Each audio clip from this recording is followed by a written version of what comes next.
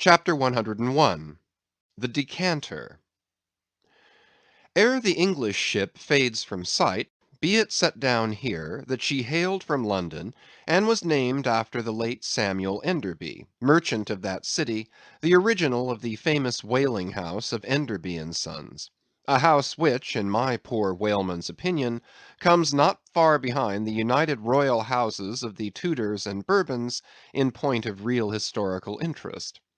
How long prior to the year of our Lord 1775 this great whaling house was in existence, my numerous fish documents do not make plain; but in that year, 1775, it fitted out the first English ships that ever regularly hunted the sperm whale; though for some score of years previous, ever since 1726, our valiant Coffins and Maceys of Nantucket and the Vineyard had in large fleets pursued that leviathan, but only in the North and South Atlantic, not elsewhere. Be it distinctly recorded here, that the Nantucketers were the first among mankind to harpoon with civilized steel the great sperm whale, and that for a half century they were the only people of the whole globe who so harpooned him. In 1778 a fine ship, the Amelia, fitted out for the express purpose and at the sole charge of the vigorous Enderbys, boldly rounded Cape Horn, and was the first among the nations to lower a whale boat of any sort in the great South Sea. The voyage was a skilful and lucky one, and returning to her berth with her hold full of the precious sperm, the Amelia's example was soon followed by other ships, English and American, and thus the vast sperm whale grounds of the Pacific were thrown open. But not content with this good deed, the indefatigable house again bestirred itself. Samuel and all his sons (how many their mother only knows), and under their immediate auspices, and partly, I think, at their expense, the British government was induced to send the sloop of war Rattler on a whaling voyage of discovery into the South Seas. Commanded by a naval post captain, the Rattler made a rattling voyage of it, and did some service; how much does not appear. But this is not all. In 1819 the same house fitted out a discovery whale ship of their own, to go on a tasting cruise to the remote waters of Japan. That ship, well called the Siren, made a noble experimental cruise, and it was thus that the great Japanese whaling ground first became generally known. The Siren in this famous voyage was commanded by a Captain Coffin, a Nantucketer. All honor to the Enderbys, therefore, whose house, I think, exists to the present day, though doubtless the original Samuel must long ago have slipped his cable for the great South Sea of the other world. The ship named after him was worthy of the honor, being a very fast sailer and a noble craft in every way. I boarded her once at midnight somewhere off the Patagonian coast, and drank good flip down in the forecastle. It was a fine gam we had, and they were all trumps, every soul on board; a short life to them and a jolly death. And that fine gam I had, long, very long after old Ahab touched her planks with his ivory heel, it minds me of the noble, solid Saxon hospitality of that ship; and may my parson forget me, and the devil remember me, if ever I lose sight of it. Flip? Did I say we had flip? Yes, and we flipped it at the rate of 10 gallons the hour; and when the squall came, for it's squally off there by Patagonia, and all hands, visitors and all, were called to reef topsails, we were so top heavy that we had to swing each other aloft in bowlines, and we ignorantly furled the skirts of our jackets into the sails, so that we hung there, reefed fast, in the howling gale, a warning example to all drunken tars.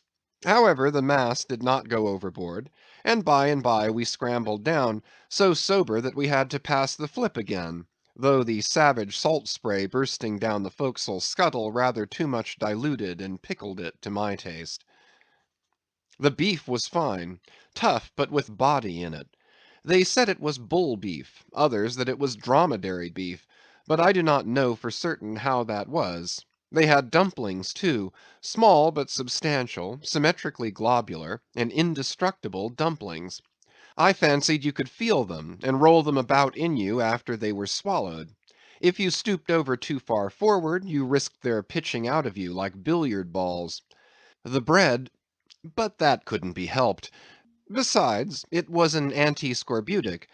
In short, the bread contained the only fresh fare they had. But the forecastle was not very light, and it was very easy to step over into a dark corner when you ate it. But all in all, taking her from truck to helm, considering the dimensions of the cook's boilers, including his own live parchment boilers, fore and aft, I say, the Samuel Enderby was a jolly ship, of good fare and plenty, fine flip and strong, crack fellows all, and capital from boot heels to hat band.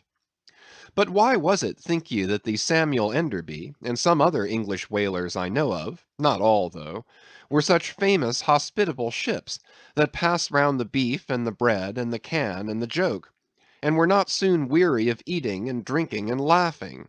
I will tell you, the abounding good cheer of these English whalers is a matter for historical research, nor have I been at all sparing of historical whale research when it has seemed needed. The English were preceded in the whale fishery by the Hollanders, Zealanders, and Danes, from whom they derived many terms still extant in the fishery; and what is yet more, their fat old fashions, touching plenty to eat and drink. For, as a general thing, the English merchant ship scrimps her crew, but not so the English whaler. Hence, in the English, this thing of whaling good cheer is not normal and natural, but incidental and particular, and therefore must have some special origin, which is here pointed out, and will be still further elucidated. During my researches in the Leviathanic histories, I stumbled upon an ancient Dutch volume, which, by the musty whaling smell of it, I knew must be about whalers. The title was Dan Koopman, wherefore I concluded that this must be the invaluable memoirs of some Amsterdam cooper in the fishery, as every whale ship must carry its cooper. I was reinforced in this opinion by seeing that it was the production of one Fitz Swackhammer. But my friend Dr. Snodhead, a very learned man, professor of Low Dutch and High German in the College of Santa Claus and St. Potts, to whom I handed the work for translation, giving him a box of sperm candles for his trouble, this same Dr. Snodhead, so soon as he spied the book, assured me that Dan Koopman did not mean the cooper, but the merchant. In short, this ancient and learned Low Dutch book treated of the commerce of Holland, and, among other subjects, contained a very interesting account of its whale fishery; and in this chapter it was, headed Smear, or Fat, that I found a long detailed list of the outfits for the larders and cellars of 180 sail of Dutch whalemen, from which list, translated by Dr. Snodhead, I transcribe the following: 400,000 pounds of beef, 60,000 pounds Friesland pork, 150,000 pounds of stockfish, 550,000 pounds of biscuit, 72,000 pounds of soft bread, 2,800 firkins of butter, 20,000 pounds Texel and Leyden cheese, 144,000 pounds cheese, probably an inferior article, 550 anchors of Geneva, 10,800 barrels of beer. Most statistical tables are parchingly dry in the reading; not so in the present case, however, where the reader is flooded with whole pipes, barrels, quarts, and gills of good gin and good cheer. At the time I devoted 3 days to the studious digesting of all this beer, beef, and bread, during which many profound thoughts were incidentally suggested to me, capable of a transcendental and Platonic application; and furthermore I compiled supplementary tables of my own, touching the probable quantity of stockfish, etc., consumed by every Low Dutch harpooneer in that ancient Greenland and Spitzbergen whale fishery. In the first place, the amount of butter and Texel and Leyden cheese consumed seems amazing. I impute it, though, to their naturally unctuous natures, being rendered still more unctuous by the nature of their vocation, and especially by their pursuing their game in those frigid polar seas, on the very coasts of that Esquimaux country where the convivial natives pledge each other in bumpers of train oil. The quantity of beer, too, is very large; 10,800 barrels. Now, as those polar fisheries could only be prosecuted in the short summer of that climate, so that the whole cruise of one of these Dutch whalemen, including the short voyage to and from the Spitzbergen Sea, did not much exceed 3 months, say, and reckoning 30 men to each of their fleet of 180 sail, we have 5,400 Low Dutch seamen in all. Therefore, I say, we have precisely 2 barrels of beer per man for a 12 weeks' allowance, exclusive of his fair proportion of that 550 ankers of gin. Now, whether these gin and beer harpooneers, so fuddled as one might fancy them to have been, were the right sort of men to stand up in a boat's head and take good aim at flying whales, this would seem somewhat improbable. Yet they did aim at them, and hit them too. But this was very far north, be it remembered, where beer agrees well with the constitution. Upon the equator, in our southern fishery, beer would be apt to make the harpooneer sleepy at the masthead and boozy in his boat, and grievous loss might ensue to Nantucket and New Bedford. But no more. Enough has been said to show that the old Dutch whalers of 2 or 3 centuries ago were high livers, and that the English whalers have not neglected so excellent an example. For, say they, when cruising in an empty ship, if you can get nothing better out of the world, get a good dinner out of it at least. And this empties the decanter. Chapter 102. A Bower in the Arsacides. Hitherto, in descriptively treating of the sperm whale, I have chiefly dwelt upon the marvels of his outer aspect, or separately and in detail upon some few interior structural features. But to a large and thorough sweeping comprehension of him, it behooves me now to unbutton him still further, and untagging the points of his hose, unbuckling his garters, and casting loose the hooks and eyes of the joints of his innermost bones, set him before you in his ultimatum, that is to say, in his unconditional skeleton. But how now, Ishmael? How is it that you, a mere oarsman in the fishery, pretend to know aught about the subterranean parts of the whale?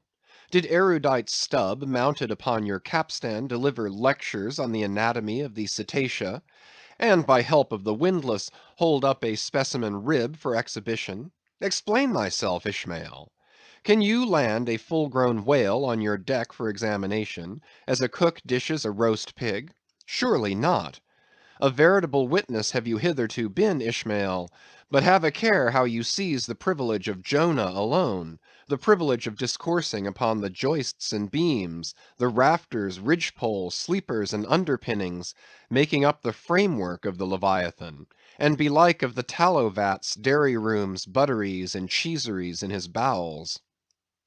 I confess that since Jonah, few whalemen have penetrated very far beneath the skin of the adult whale. Nevertheless, I have been blessed with an opportunity to dissect him in miniature.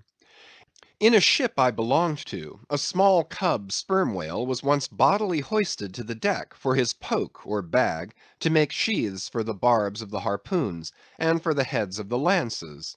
Think you I let that chance go, without using my boat hatchet and jackknife, and breaking the seal, and reading all the contents of that young cub? And as for my exact knowledge of the bones of the Leviathan in their gigantic full-grown development, for that rare knowledge I am indebted to my late royal friend Tranquo, King of Tranque, one of the Arsacides. For being at Tranque, years ago, when attached to the trading ship Dey of Algiers, I was invited to spend part of the Arsacidean holidays with the Lord of Tranque at his retired palm villa at Pupella, a seaside glen not very far distant from what our sailors called Bamboo Town, his capital. Among many other fine qualities, my royal friend Tranquo, being gifted with a devout love for all matters of barbaric vertu, had brought together in Pupella whatever rare things the more ingenious of his people could invent; chiefly carved woods of wonderful devices, chiseled shells, inlaid spears, costly paddles, aromatic canoes, and all these distributed among whatever natural wonders the wonder-freighted, tribute-rendering waves had cast upon his shores. Chief among the latter was a great sperm whale, which, after an unusually long, raging gale, had been found dead and stranded, with his head against a cocoa nut tree, whose plumage-like tufted droopings seemed his verdant jet. When the vast body had at last been stripped of its fathom-deep enfoldings, and the bones became dust dry in the sun, then the skeleton was carefully transported up the Pupella glen, where a grand temple of lordly palms now sheltered it. The ribs were hung with trophies, the vertebrae were carved with Arsacidean annals in strange hieroglyphics. In the skull the priests kept up an unextinguished aromatic flame, so that the mystic head again sent forth its vapory spout, while suspended from a bough, the terrific lower jaw vibrated over all the devotees, like the hair-hung sword that so affrighted Damocles. It was a wondrous sight. The wood was green as mosses of the icy glen. The trees stood high and haughty, feeling their living sap. The industrious earth beneath was as a weaver's loom, with a gorgeous carpet on it, whereof the ground-vine tendrils formed the warp and woof, and the living flowers the figures. All the trees with all their laden branches, all the shrubs and ferns and grasses, the message-carrying air, all these unceasingly were active.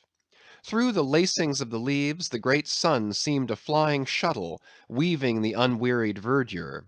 O busy weaver, unseen weaver! Pause, one word! Whither flows the fabric? What palace may it deck?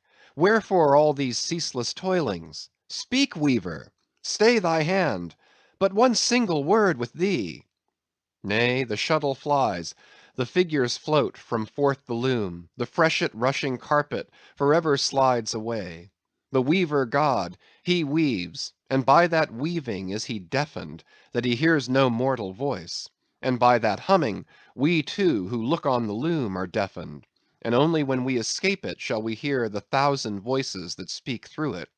For even so it is in all material factories. The spoken words that are inaudible among the flying spindles, those same words are plainly heard without the walls, bursting from the opened casements. Thereby have villainies been detected. Ah, mortal, then be heedful, for so in all this din of the great world's loom, thy subtlest thinkings may be overheard afar. Now amid the green, life-restless loom of that Arsacidean wood, the great, white, worshipped skeleton lay lounging, a gigantic idler. Yet, as the ever-woven, verdant warp and woof intermixed and hummed around him, the mighty idler seemed the cunning weaver, himself all woven over with the vines, every month assuming greener, fresher verdure, but himself a skeleton. Life folded death, death trellised life, the grim god wived with youthful life, and begat him curly‐headed glories. Now when with the royal Tranquo I visited this wondrous whale, and saw the skull an altar, and the artificial smoke ascending from where the real jet had issued, I marvelled that the king should regard a chapel as an object of vertu. He laughed. But more I marvelled that the priest should swear that smoky jet of his was genuine. To and fro I paced before this skeleton, brushed the vines aside, broke through the ribs, and with a ball of Arsacidean twine, wandered, eddied long amid its many winding, shaded colonnades and arbors. But soon my line was out, and following it back, I emerged from the opening where I entered. I saw no living thing within; naught was there but bones. Cutting me a green measuring rod, I once more dived within the skeleton. From their arrow slit in the skull, the priests perceived me taking the altitude of the final rib. "How now?" they shouted. "Darest thou measure this our god? That's for us."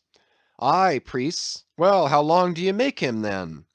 But hereupon a fierce contest rose among them, concerning feet and inches; they cracked each other's sconces with their yardsticks; the great skull echoed; and seizing that lucky chance, I quickly concluded my own admeasurements. These admeasurements I now propose to set before you. But first be it recorded that, in this matter, I am not free to utter any fancied measurement I please, because there are skeleton authorities you can refer to test my accuracy.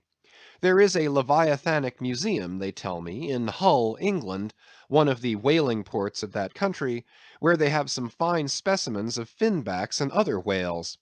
Likewise, I have heard that in the Museum of Manchester, in New Hampshire, they have what the proprietors call, "the only perfect specimen of a Greenland or river whale in the United States." Moreover, at a place in Yorkshire, England, Burton Constable by name, a certain Sir Clifford Constable has in his possession the skeleton of a sperm whale, but of moderate size, by no means of the full-grown magnitude of my friend King Tranquo's. In both cases the stranded whales to which these two skeletons belonged were originally claimed by their proprietors upon similar grounds. King Tranquo seizing his because he wanted it, and Sir Clifford because he was lord of the seigneuries in those parts. Sir Clifford's whale has been articulated throughout, so that like a great chest of drawers you can open and shut him in all of his bony cavities, spread out his ribs like a gigantic fan, and swing all day upon his lower jaw. Locks are to be put upon some of his trap doors and shutters, and a footman will show round future visitors with a bunch of keys at his side. Sir Clifford thinks of charging twopence for a peep at the whispering gallery in the spinal column, threepence to hear the echo of the hollow of his cerebellum, and sixpence for the unrivalled view from his forehead. The skeleton dimensions I shall now proceed to set down are copied verbatim from my right arm, where I had them tattooed, as in my wild wanderings at that period there was no other secure way of preserving such valuable statistics. But as I was crowded for space, and wished the other parts of my body to remain a blank page for a poem I was then composing, at least what untattooed parts might remain, I did not trouble myself with the odd inches, nor indeed should inches at all enter into a congenial admeasurement of the whale. Chapter 103. Measurement of the Whale's Skeleton. In the first place, I wish to lay before you a particular plain statement touching the living bulk of this Leviathan, whose skeleton we are briefly to exhibit. Such a statement may prove useful here. According to a careful calculation I have made, and which I partly base upon Captain Scoresby's estimate of 70 tons for the largest size Greenland whale of 60 feet in length, according to my careful calculation, I say, a sperm whale of the largest magnitude, between 85 and 90 feet in length, and something less than 40 feet in its fullest circumference, such a whale will weigh at least 90 tons, so that reckoning 13 men to a ton, he would considerably outweigh the combined population of a whole village of 1,100 inhabitants. Think you not, then, that brains, like yoked cattle, should be put to this Leviathan, to make him at all budge to any landsman's imagination? Having already in various ways put before you his skull, spout hole, jaw, teeth, tail, forehead, fins, and divers other parts, I shall now simply point out what is most interesting in the general bulk of his unobstructed bones. But as the colossal skull embraces so very large a proportion of the entire extent of the skeleton, as it is by far the most complicated part, and as nothing is to be repeated concerning it in this chapter, you must not fail to carry it in your mind, or under your arm, as we proceed, otherwise you will not gain a complete notion of the general structure we are about to view. In length, the sperm whale's skeleton at Trank measured 72 feet, so that when fully invested and extended in life, he must have been 90 feet long; for in the whale the skeleton loses about 1/5 in length compared with the living body. Of this 72 feet, his skull and jaw comprised some 20 feet, leaving some 50 feet of plain backbone. Attached to this backbone, for something less than a third of its length, was the mighty circular basket of ribs which once enclosed his vitals. To me this vast ivory-ribbed chest, with the long unrelieved spine extending far away from it in a straight line, not a little resembled the hull of a great ship new laid upon the stocks, when only some 20 of her naked bow ribs are inserted, and the keel is otherwise, for the time, but a long disconnected timber. The ribs were 10 on a side. The first, to begin from the neck, was nearly 6 feet long; the second, third, and fourth were each successively longer, till you came to the climax of the fifth, or one of the middle ribs, which measured 8 feet and some inches. From that part the remaining ribs diminished, till the 10th and last only spanned 5 feet and some inches. In general thickness they all bore a seemly correspondence to their length. The middle ribs were the most arched. In some of the Arsacides they are used for beams whereon to lay footpath bridges over small streams. In considering these ribs, I could not but be struck anew with the circumstance, so variously repeated in this book, that the skeleton of the whale is by no means the mould of his invested form. The largest of the trank ribs, one of the middle ones, occupied that part of the fish which, in life, is greatest in depth.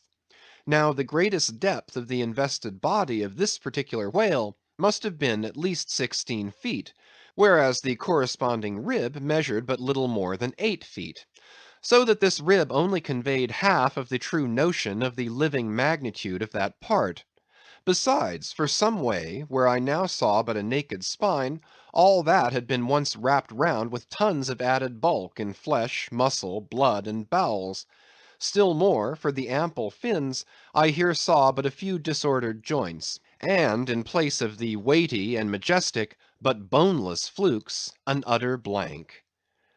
How vain and foolish, then, thought I, for timid, untravelled man to try to comprehend aright this wondrous whale by merely poring over his dead, attenuated skeleton, stretched in this peaceful wood. No, only in the heart of quickest perils, only when within the eddyings of his angry flukes, only on the profound unbounded sea can the fully invested whale be truly and livingly found out. But the spine, for that the best way we can consider it is, with a crane to pile its bones high up on end. No speedy enterprise; but now it's done, it looks much like Pompey's Pillar. There are 40 and odd vertebrae in all, which in the skeleton are not locked together. They mostly lie like the great knobbed blocks on a Gothic spire, forming solid courses of heavy masonry. The largest, a middle one, is in width something less than 3 feet, and in depth more than 4. The smallest, where the spine tapers away into the tail, is only 2 inches in width, and looks something like a white billiard ball. I was told that there were still smaller ones, but that they had been lost by some little cannibal urchins, the priest's children, who had stolen them to play marbles with. Thus we see how that the spine of even the hugest of living things tapers off at last into simple child's play. Chapter 104. The Fossil Whale. From his mighty bulk the whale affords a most congenial theme whereon to enlarge, amplify, and generally expatiate. Would you, you could not compress him. By good rights he should only be treated of in imperial folio. Not to tell over again his furlongs from spiracle to tail, and the yards he measures about the waist, only think of the gigantic involutions of his intestines, where they lie in him like great cables and hawsers coiled away in the subterranean orlop deck of a line of battle ship. Since I have undertaken to manhandle this Leviathan, it behooves me to approve myself omnisciently exhaustive in the enterprise, not overlooking the minutest seminal germs of his blood, and spinning him out to the uttermost coil of his bowels. Having already described him in most of his present habitatory and anatomical peculiarities, it now remains to magnify him in an archaeological, fossiliferous, and antediluvian point of view. Applied to any other creature than the Leviathan, to an ant or a flea, such portly terms might justly be deemed unwarrantably grandiloquent. But when Leviathan is the text, the case is altered. Fain am I to stagger to this emprise under the weightiest words of the dictionary. And here be it said, that whenever it has been convenient to consult one in the course of these dissertations, I have invariably used a huge quarto edition of Johnson, expressly purchased for that purpose, because that famous lexicographer's uncommon personal bulk more than fitted him to compile a lexicon to be used by a whale author like me. One often hears of writers that rise and swell with their subject, though it may seem but an ordinary one. How then with me writing of this Leviathan? Unconsciously my chirography expands into placard capitals. Give me a condor's quill, Give me Vesuvius's crater for an inkstand. Friends, hold my arms. For in the mere act of penning my thoughts of this Leviathan, they weary me, and make me faint with their outreaching comprehensiveness of sweep, as if to include the whole circle of the sciences, and all the generations of whales, and men, and mastodons, past, present, and to come, with all the revolving panoramas of empire on earth, and throughout the whole universe, not excluding its suburbs. Such and so magnifying is the virtue of a large and liberal theme. We expand to its bulk. To produce a mighty book, you must choose a mighty theme. No great and enduring volume can ever be written on the flea, though many there be who have tried it. Ere entering upon the subject of fossil whales, I present my credentials as a geologist, by stating that in my miscellaneous time I have been a stone mason, and also a great digger of ditches, canals, and wells, wine vaults, and cellars, and cisterns of all sorts. Likewise, by way of preliminary, I desire to remind the reader, that while in the earlier geological strata there are found fossils of monsters now almost completely extinct, the subsequent relics discovered in what are called the tertiary formations seem the connecting, or at any rate intercepted links, between the ante-chronicle creatures and those whose remote posterity are said to have entered the ark. All the fossil whales hitherto discovered belong to the tertiary period, which is the last preceding the superficial formations. And though none of them precisely answer to any known species of the present time, they are yet sufficiently akin to them in general respects to justify their taking rank as cetacean fossils. Detached broken fossils of pre-Adamite whales, fragments of their bones and skeletons, have within 30 years past at various intervals been found at the base of the Alps, in Lombardy, in France, in England, in Scotland, and in the states of Louisiana, Mississippi, and Alabama. Among the more curious of such remains is part of a skull, which in the year 1779 was disinterred in the Rue Dauphine in Paris, a short street opening almost directly upon the palace of the Tuileries, and bones disinterred in excavating the great docks of Antwerp in Napoleon's time. Cuvier pronounced these fragments to have belonged to some utterly unknown leviathanic species. But by far the most wonderful of all cetacean relics was the almost complete vast skeleton of an extinct monster, found in the year 1842 on the plantation of Judge Creagh in Alabama. The awe-stricken, credulous slaves in the vicinity took it for the bones of one of the fallen angels. The Alabama doctors declared it a huge reptile, and bestowed upon it the name of Basilosaurus. But some specimen bones of it being taken across the sea to Owen, the English anatomist, it turned out that this alleged reptile was a whale, though of a departed species. A significant illustration of the fact, again and again repeated in this book, that the skeleton of the whale furnishes but little clue to the shape of his fully invested body. So Owen rechristened the monster Zeuglodon, and in his paper read before the London Geological Society, pronounced it in substance one of the most extraordinary creatures which the mutations of the globe have blotted out of existence. When I stand among these mighty Leviathan skeletons, skulls, tusks, jaws, ribs, and vertebrae, all characterized by partial resemblances to the existing breeds of sea monsters, but at the same time bearing, on the other hand, similar affinities to the annihilated ante-chronicle Leviathans, their incalculable seniors, I am, by a flood, borne back to that wondrous period, ere time itself can be said to have begun. For time began with man. Here Saturn's grey chaos rolls over me, and I obtain dim, shuddering glimpses into those polar eternities, when wedged bastions of ice pressed hard upon what are now the tropics, and in all the 25,000 miles of this world's circumference, not an inhabitable hand's breadth of land was visible. Then the whole world was the whale's, and, king of creation, he left his wake along the present lines of the Andes and the Himalayas. Who can show a pedigree like Leviathan? Ahab's harpoon had shed older blood than the Pharaoh's. Methuselah seems a schoolboy. I look round to shake hands with Shem. I am horror struck at this ante-Mosaic, unsourced existence of the unspeakable terrors of the whale, which, having been before all time, must needs exist after all humane ages are over.